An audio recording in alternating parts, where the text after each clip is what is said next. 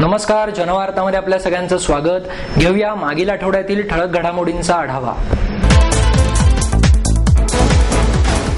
यावर्षीचा अर्थसंकल्प 2011 अर्थमंत्री प्रणव मुखर्जी यांनी संसदेत सादर केला. अर्थसंकल्पात चाकरमान्यांसाठी करमुक्त उत्पन्न मर्यादेत वाढ, शेतकऱ्यांना वाढीव कर्ज पुरवठा, अंगणवाडी कर्मचाऱ्यांना दुप्पट वेतन वाढ, उद्योग क्षेत्रासाठी प्रोत्साहन पॅकेज, रोलबॅक स्थगिती अशा प्रकारे प्रत्येक वर्गासाठी काहीतरी देण्याचा प्रयत्न करण्यात आला असला तरी सर्वच गटात एकंदर उत्साहाची वानवा वाटत आहे. शेअर बाजारात सुद्धा फारशी निदर्शक प्रतिक्रिया न उमटता अर्थसंकल्पाचे आम्हाला काय असा रोग दिसला आहे. लोकप्रिय घोषणा करताना सरकारने नोकरदान व्यक्तींसाठी आयकर मर्यादा 20,000 वाढवून 1,80,000 केली आहे. 80 वर्षांवरील ज्येष्ठ नागरिकांचा नवा अतिज्येष्ठ नागरिक वर्ग तयार करण्यात आला असून या वर्गासाठी वार्षिक 5 लाखांपर्यंतचे उत्पन्न करमुक्त करण्यात आले आहे. तसेच आयकर आकारणीतील महिला आणि पुरुष अशी आयकर गटवारी पुढील वर्षापासून रद्द करण्यात आली आहे. परिणामी कमावत्या महिलांना मिळणारा विशेष लाभ हिरावून घेण्यात आला आहे. नमस्कार, मी दीपक शिकारपूर, मराठा चेंबर ऑफ कॉमर्सच्या माहिती तंत्रज्ञान समितीचा प्रमुख. आजचं अंदाजपत्रक हे संगणक उद्योगाच्या दृष्टीने फारसं आशादायक नाही. निर्यातदारांना या अर्थसंकल्पात फारशा सवलती मिळालेल्या नाही आहेत. सॉफ्टवेअर टेक्नॉलॉजी पार्क स्कीम, ज्यामुळे लघु आणि मध्यम उद्योग यांना इन्कम टॅक्स म्हणजे आयकरातून सवलत होती, ही सवलत आता काढून घेतली गेलेली आहे.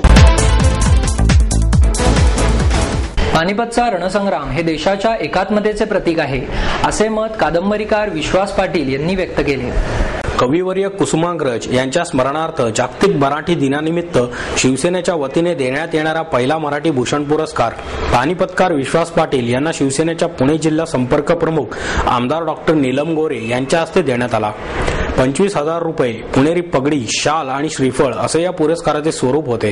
यावेळी आमदार चंद्रकांत मोकाटे, गटनेते श्याम देशपांडे, शहर प्रमुख नाना वाडेकर, इतिहासतज्ञ निनाद बेडेकर, मराठी साहित्य संमेलनाचे अध्यक्ष डॉक्टर द बी कुलकर्णी, ज्येष्ठ लेखक डॉक्टर श ना नवलगुंदकर, डॉक्टर सरोज भाटे, माध्यमकर्मी डॉक्टर विश्वास मेहेंदळे, ज्येष्ठ पत्रकार समीरण वाळवेकर, शहर उपप्रमुख प्रशांत बदे, राजेंद्र शिंदे आदी उपस्थित होते.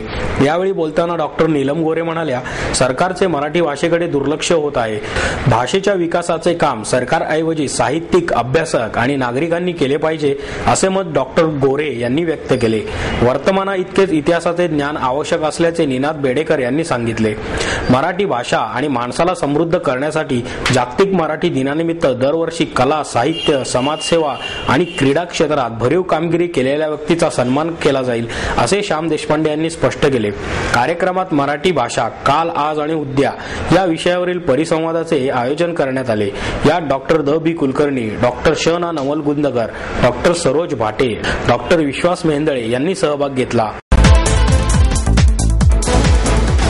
काँग्रेस आणि राष्ट्रवादी काँग्रेस आघाडीशी घेतलेला काडीमोड निश्चित आहे, मात्र युतीबरोबर जाण्याबाबत अद्याप निर्णय नाही, अशी घोषणा आरपीआयचे अध्यक्ष रामदास आठवले यांनी केली. पक्षाच्या पुणे विभागातर्फे बीजे मेडिकल कॉलेजच्या मैदानावर निर्धार मेळाव्याचे आयोजन करण्यात आले. या मेळाव्याला नामदेव ढसाळ, प्रीतमकुमार शेवगावकर, MD शेवाळे, परशुराम वाडेकर, हनुमंत साठे आदी उपस्थित होते. यावेळी काही पक्षातील कार्यकर्त्यांनी रिपब्लिकन पक्षात प्रवेश केला. 20 वर्षांपासून आपण काँग्रेस राष्ट्रवादीशी एकनिष्ठ राहिल्यानंतरही आमच्यावर अन्यायच करण्यात आला.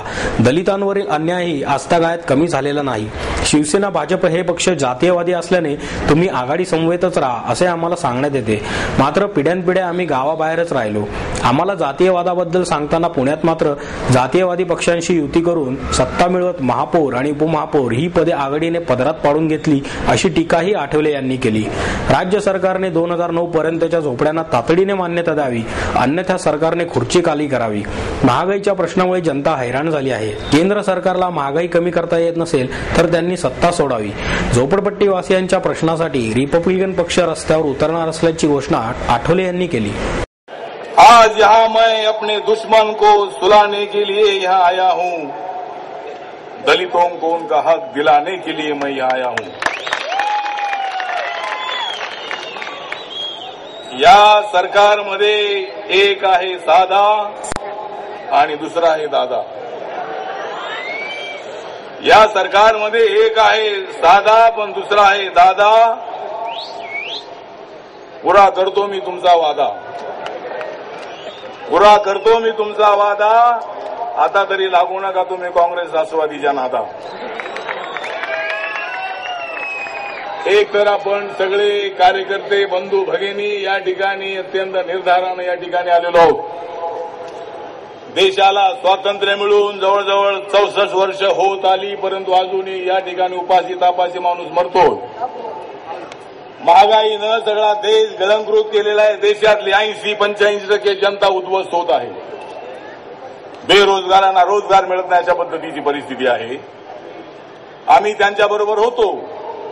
धर्मनिरपेक्ष विचार म्हणून आम्ही त्यांच्याबरोबर गेली 20 वर्ष आम्ही होतो. आम्ही ज्या मागण्या केल्या त्या मागण्या काय पूर्ण झाल्या असतील. पवार साहेबांनी मराठवाडा विद्यापीठाला बाबासाहेबांचं नाव दिलं, चांगली गोष्ट केली त्यांनी. परंतु आपण पाहतो आहोत की या मनमोहन सिंगचं सरकार असेल की या पृथ्वीराज चव्हाण आणि अजितदादांचं सरकार असेल, महागाई कमी होत नाही आहे. साठेबाज मोठ्या प्रमाणामध्ये साठेबाजी करतायत. पेट्रोल डिझेलमध्ये भेसळ होते आहे. यशवंत सोनावणेंसारख्या अधिकाऱ्याला जाळून मारण्याचा प्रयत्न होतो आहे. भगिनींवरती बलात्कार करण्याचा प्रयत्न होत आहे. दलितांवरचे अत्याचार कमी होत नाही आहेत. आम्ही तुमच्यासोबत आहोत, होतो आम्ही तुमच्यासोबत गेली 20 वर्ष. बाबासाहेबांचा विचार म्हणून आम्ही तुमच्यासोबत होतो. शिवसेना भाजप जातीवादी म्हणून आम्ही गावागावात जाऊन आम्ही बोंबलत होतो. बाळासाहेब ठाकरेंना जाऊन मी भेटून आलो. आम्ही काय अजून त्यांच्याकडे गेलो नाही. जाण्यासाठी तिकडे मी गेलो नव्हतो, पण त्यांनीच आम्हाला सांगितलं की आठवलेजी तुम्ही आता आमच्याकडे या, तुम्हाला तिकडे काही मिळत नाही. मी त्यांना सांगितलं की आम्हाला कधीच काय मिळत नाही. आम्ही पिढ्यानपिढ्यापासून असेच गावाच्या बाहेर बोंबलत बसलेलो आहोत. आणि आम्ही गावाच्या बाहेर जाऊत अजून. कायद्यानं जाती गेल्या पण माणसांच्या मनातल्या जाती जात नाही आहेत. पुणे श्रमिक पत्रकार संघाच्या वतीने पत्रकारांच्या लेखणीतून आलेल्या लेखणीची फुले या कविता संग्रहाचे प्रकाशन करण्यात आले. यावेळी पत्रकार संघाचे अध्यक्ष श्याम दौंडकर, सरचिटणीस संतोष कुलकर्णी, पुणे पत्रकार प्रतिष्ठानचे अध्यक्ष शशिकांत भागवत उपस्थित होते. बातमीदारी करताना रोजची अनेक भ्रष्टाचाराची प्रकरणे, अन्याय आणि अत्याचार पाहूनही पत्रकारांची संवेदनशीलता कमी झालेली नाही. घटनेची संवेदनशीलता बातमीमधून मांडता येत नसली तरी ती कवितेच्या माध्यमातून वाचकांसमोर मांडावी, कारण कवितेला डेडलाईन नसते, असे मत ज्येष्ठ कवी अशोक नायगावकर यांनी व्यक्त केले. पुढे बोलताना नायगावकर म्हणाले, साहित्यातील मानदंड ठरतील अशा या कविता आहेत. अर्थकारणाचे राजकारण सुरू असल्याने जीवन जगणे हे एक भीषण वास्तव बनले आहे. यामुळे कवींनी सतत जागृत असले पाहिजे. पश्चिम आशियात जे घडत आहे ते आज कुठेही आणि कधीही घडू शकते अशी परिस्थिती आहे. आपला देश हा काही प्रमाणात त्या उंबरठ्यावर आहे. त्यामुळे कवितेचा स्वर जपणे एक तारेवरची कसरत झाली आहे. प्रकाशन सोहळ्यानंतर नायगावकरांनी काव्य मैफिल रंगवली. त्यांच्या डावे उजवे, शाकाहार आदी कवितांनी संघाच्या सभागृहात हास्य कल्लोळ निर्माण झाला. प्रास्ताविक श्याम दौंडकर यांनी केले. उत्तम कुमार इंदिरे यांनी परिचय तर सुनीत भावे यांनी सूत्रसंचालन केले. कायदे तयार करताना त्यात विविध क्षेत्रातील तज्ज्ञांचा समावेश असावा, असे मत ज्येष्ठ समाजसेवक अण्णा हजारे यांनी व्यक्त केले. माहिती अधिकार कायद्यात केवळ माहितीच दिली जाते. माहिती न देणाऱ्या अधिकाऱ्यांवर कोणतीही कारवाई होत नाही. तुरुंगवास, जन्मठेप किंवा शिक्षेची तरतूद या कायद्यात हवी आहे. या प्रकारची तरतूद कायद्यात करावी, यासाठी येत्या 5 एप्रिल रोजी दिल्ली येथे आंदोलन करण्यात येईल, असेही त्यांनी स्पष्ट केले. स्वरूप वर्धिनीच्या स्पर्धा परीक्षा मार्गदर्शन केंद्राच्या वतीने विद्यार्थ्यांसाठी ज्येष्ठ समाजसेवक अण्णा हजारे यांचे व्याख्यान आयोजित करण्यात आले.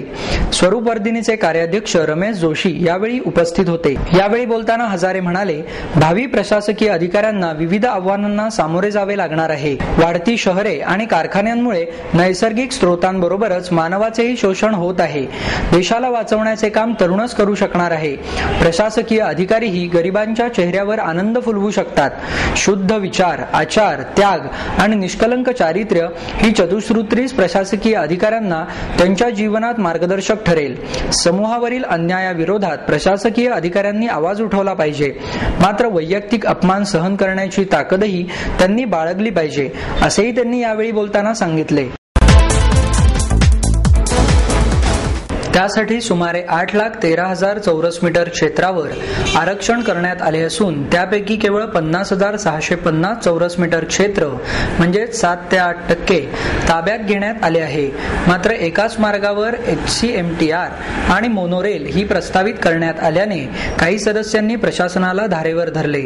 जुन्या हद्दीतील शहराच्या 1987च्या विकास आराखड्यात HCMTR या 31 किलोमीटरच्या रस्त्याचे आरक्षण टाकण्यात आले होते. त्यामध्ये राज्य शासन, महापालिका आणि खासगी मालकीच्या जागांचा समावेश होता. काही ठिकाणी नदी आणि नाल्यांचाही समावेश आहे.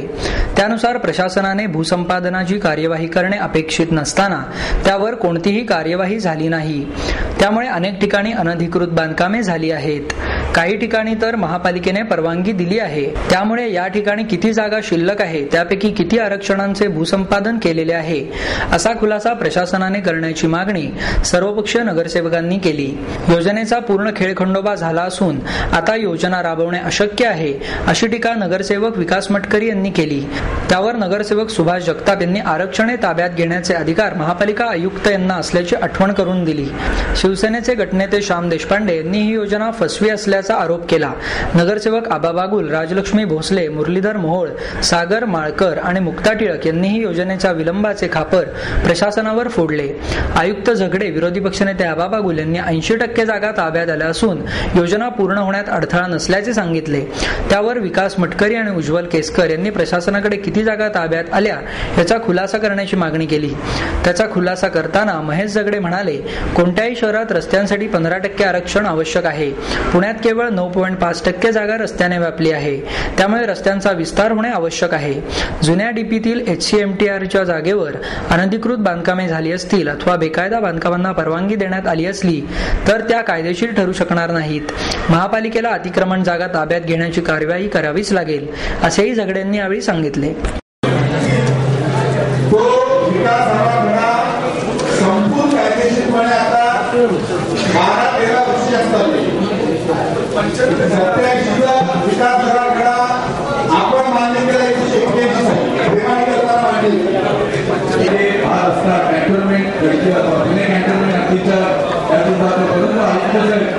हा रस्त्याचा जवळजवळ आपल्या COT कमिटीमध्ये आपण चर्चा केली.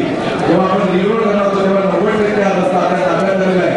हा 15% आवर्जून तुम्हाला सांगू इच्छितो की आपण त्यांना आरक्षण मिळवले. ठिकाणी भागातून जो जाणार आहे त्याचा आपण आरक्षण निवासी झोनमध्ये केलेलं आहे. तर आपल्याला किती स्क्वेअर किलोमीटर ताब्यात आहे. कॅन्टोन्मेंट बोर्डाच्या हातीमध्ये सुद्धा HCMTRचा मोठा एरिया जातो. त्यामुळे असं डॉक्युमेंट घेऊन आपण काहीतरी काम केले असा मला दाखवून फसवण्याचा प्रयत्न करताय. तुम्ही फसू नका, आम्हाला फसू नका. आमच्याकडे असं एखादा जर निर्णय करतो झाला तो आमचा अंतर्गत विषय असतो. पण तुम्ही जेव्हा प्रशासन म्हणून टॉपिक ठेवता, शहराच्या भवितव्याचा विषय याच्यामध्ये आहे, त्यावेळेला 20 वर्षानंतर तुम्ही आम्हाला सांगू शकत नाही तर खाजगी मागणी झाला एवढंच आहे, आम्हाला एवढा दावा घ्यायचा आहे. कॅन्टोन्मेंट बोर्डाकडे तुम्ही हे गोष्टी पत्र लिहिलं, युनिव्हर्सिटीच्या राहता HCMTR